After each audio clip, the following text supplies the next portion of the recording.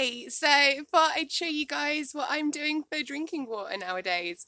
So the park up that I'm at the moment is the first place that I've been for quite a few years, but doesn't have any access to any tap water or any mains water, which has really made me get my act together with water purification. It's been something that I'd been wanting to do for ages. I'd been storing, collecting rainwater and using it for watering plants and washing, but not filtering it for drinking. So as any of my mates watching this know, I don't have an immune system, so I have to be pretty careful with what I'm putting into my body. And so yeah, so I looked a lot into different water filtration systems. So I'll get onto that in a moment. But yeah, first of all, you need to collect your rainwater.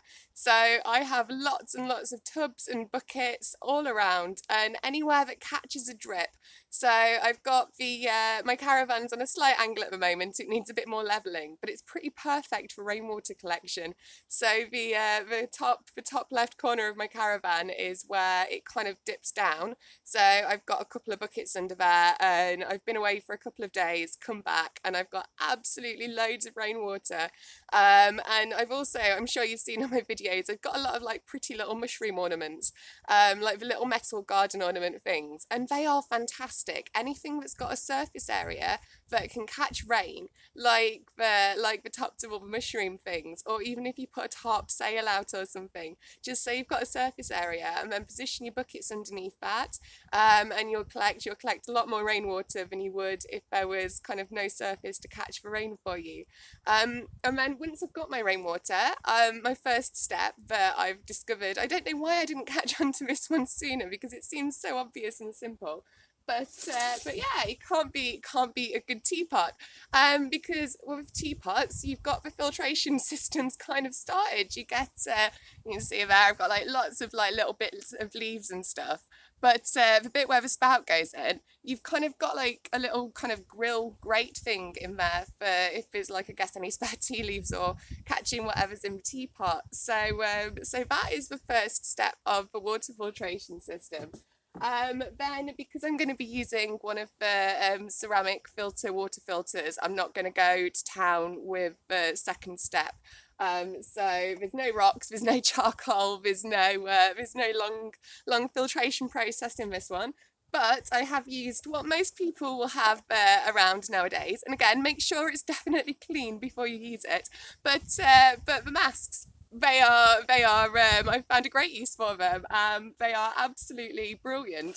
I mean, if they're gonna filter COVID through the air, then I mean that's pretty good for getting leaves and dead bugs out of my drinking water for me. So I've got that. So all I need to do then is from the one teapot, just pour that through. You can already see that's kind of coming out pretty good. So that's kind of just all stuffed in the bottom of there. Just let that go through the filter again, like make sure you've like washed your hands and stuff beforehand because you don't want to be getting any unnecessary germs or any bacteria or whatever in your drinking water. So that is the next one. So that's going out through there quite nicely. And then the next stage on from that is this thing, which is absolutely awesome.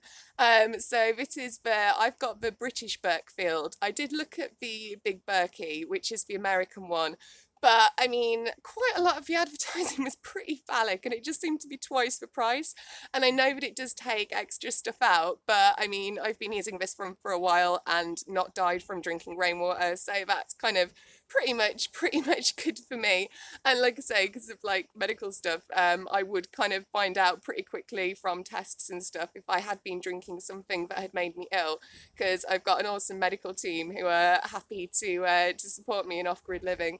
So yeah, that's pretty much all I'm asking for in a water filter, really. This thing was brilliant.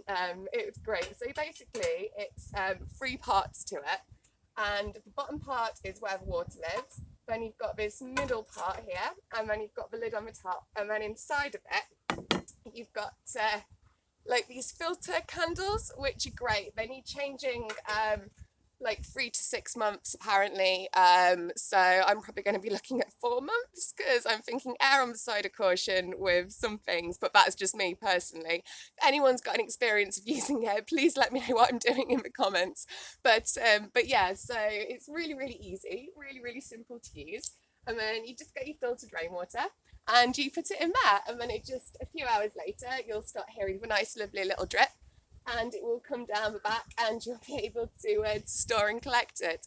And yeah, I am looking into getting a SteriPen, one of the SteriPen Ultras, because they look absolutely fantastic for on-the-go water purification. But I mean, this is an absolutely perfect setup and pretty much everything that I need for my drinking water supply. It's middle of summer, and I think I've easily collected at least a week's worth of water. But yeah, and if you're off grid, there are lots of options for filling up water as well. If you get some of the smaller, like 1.5 litre bottles, then most coffee shops are happy to refill drinking water bottles, and it's not really taking the mick too much. If I was walking in there with a 5 litre bottle, I'd kind of get it. But if you're going to town, just take up like 4 or 5 empty bottles with you, and you've got a few days drinking water sorted. There's also lots of taps in public places. So yeah, just have a look around in your local area. But if you've not got a water supply and you've not got a local river, rainwater is survivable. I mean, as a year-round thing, you kind of need to be kind of planning ahead with it. So obviously, I've only like recently moved to this park up, so I've not been able to get too far ahead on it so far. But my old park up, where the amount of rainwater that I'd collected throughout the winter, that would easily have kept me going throughout the summer. So it's just organising your cycles, organising your systems, and yeah, the British Berkfield I would definitely recommend. And so yeah, I hope that's been helpful. Peace and love.